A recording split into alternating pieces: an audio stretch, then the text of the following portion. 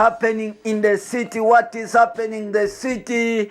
Wetwogera Rema Namakula ne Dr. Hamza Ssebunya mbu bamaze okuba nti bayingiza omwana ow'obulenzi. Dr. Hamza Ssebunya ne Rema Namakula wetwogerera mbu bamaze okuba nti bayingiza omwana ow'obulenzi era nga amawulire gakagwawo kati kyengenda okusaba agenda mu maaso n'okuba nti osubscribing osobola okuba nti otufollowinga ofune agasembayo okubeera nti gattabu mu Uganda.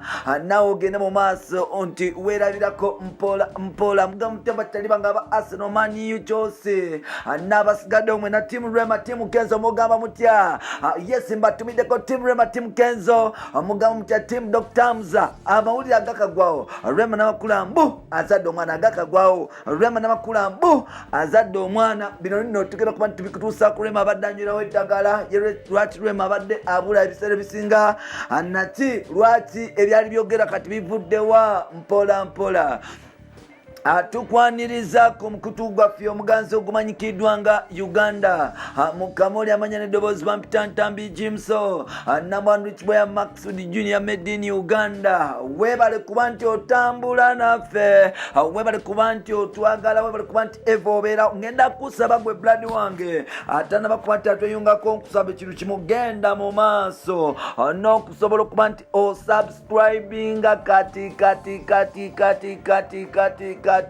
osobola okuba nti ofuna amawulire agakagwawo. Zibadde emyaka ebiri Rema Namakula babadde bagenda mu maaso n'okuba nti obaolyawo bakola ebintu ebyenjawulo era nga omukwano guno gwagenda mu maaso n'okuba nti obaolyawo yes gukulira ddala ne bakola embaga era ng'ebigambo byayogera byali bingi. Twalaba omusajja ng'akaaba gavumenti weyayu, Buganda weyayu, abasiraamu weyayu, naye nga tekyasobola kuba nti kimutaasa. Bino byonna bijja nga Rema amaze okuba nti atambula ava mu maka ga Edisa Musuza Kenzo mwe yasobola okukuumira Dr. Hamza Ssebunya kugata Rema Namakula okumala emyaka ebiri mpola. Era olwavaayo bagenda mu maaso n'okuba nti obaolyawo mpola bagenda mu maaso n'okuba nti bagamba nti no mbu Kenzo yali atadde ennyumba ku katale since ennyumba eno bagisonda ne Rema, wabula nga ate Rema yasobola okuba nti abivaamu ng'agamba nti balina gye bagitunda. Kenzo yasobola okuba nti adduka mu nnyumba eno n'agigabira big talent soccer era nga asawa zino abaana basuula Kiseguko.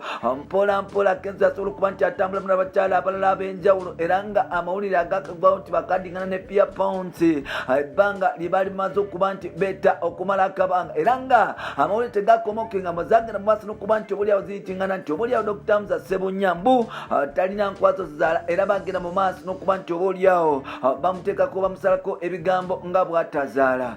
Mpola yagenda mu maaso n'okuba nti asirika n'okwagala okuba nti alinda time entuufu asobole okuba nti abikola. Finally yabikoze era nga amawulire ge twakafuna gategeeza nti no mbu Rema Namakula yasobodde okuba nti afuna olubuto n'alwetika emyezi 9 mirambirira. Rema abadde alabirwako mu ddwaliro wali Nakawa yagendanga mu maaso n'okuba nti afuna eddagala n'okuba nti obaolyawo asekingibwa olubuto ebbanga eryo lyonna newankubadde ng'ate banono bagendanga mu maaso n'okuba nti bategeeza ensi nga eddwaliro liri eryabwe oba beetaaga okuba nti bagula eddwaliro. Bino byonna bagenda mu maaso n'okuba nti babikola n'okubyogera naye ng'ate kitegeeza okuba nti obaolyawo Rema ebbanga lyonna yabadde ali just nga ali lubuto era nga ebintu obaolyawo ebigera mu maaso n'okuba nti bye baali babuzaabuzaako byamaze okuba nti bifuluma. Ebbanga ddene bafandi babadde babuuza Rema Namakula otuzaalira ddi omwana era nga lwaki togenda maaso nakuba nti otuwa kaana konna omusajja asobole okuba nti agenda mu maaso yeeyagala mpola. Bino nno byonna bigenda mu maaso n'okuba nti bitambula bwe bityo mpola naye ng'ate amazima gali bwe gati nti byagenda maaso n'okuba nti bitambula yes naye ng'ate amagezi n'ebyama byagenda maaso n'okuba nti bisirikirwa zino kapa ebbiri era nga tebyazagenda mu maaso nakuba nti obaolyawo zoogerako ekintu kyonna paka right time wetuuse wetwogerera Rema Namakula kitegeeza okuba nti yazadde omwana era ng'omwana ono gwe yazadde mwana wa bulenzi ddala era nga wetwogera basambira waggulu nga janzi wanano kireese abantu abali awo obaolyawo abaali boogerera nti bano nno beeyendako bya kiyaye okulagira nti bya ddala. Rema agenda mu maaso n'okuba nti awangalira mu maka ge ge yazimba e Namugongo era nga obulamu bwagenda mu maaso n'okuba nti abutambuza mpola mpola nga bwe kirina okuba nti kibeera naye ng'ate buli kimu nga bwe kyali badde nga kisuubirwa. Sofa ebintu biri bwe biti nti Rema yamaze okuba nti afuna kabebi era nga kabebi ka bulenzi. Kikyo kyogerako Rema okuba nti yazalidde Dr. Musa Ssebunya era nga Amal Musuuzi okuba nti afunye muganda we mu taata omulala. Kikyo kyogerako era nga biti byeyagaliza Rema ne Dr. Musa okusobola okuba nti babituuka ku lunawo osobola okuba nti weefunira ebintu ebiti nga birina okuba nti bitambula. Bawe ku magezi advice n'ebisigaddewo naawe osobola okuba nti oba oliawo famire yo eblessing basofa.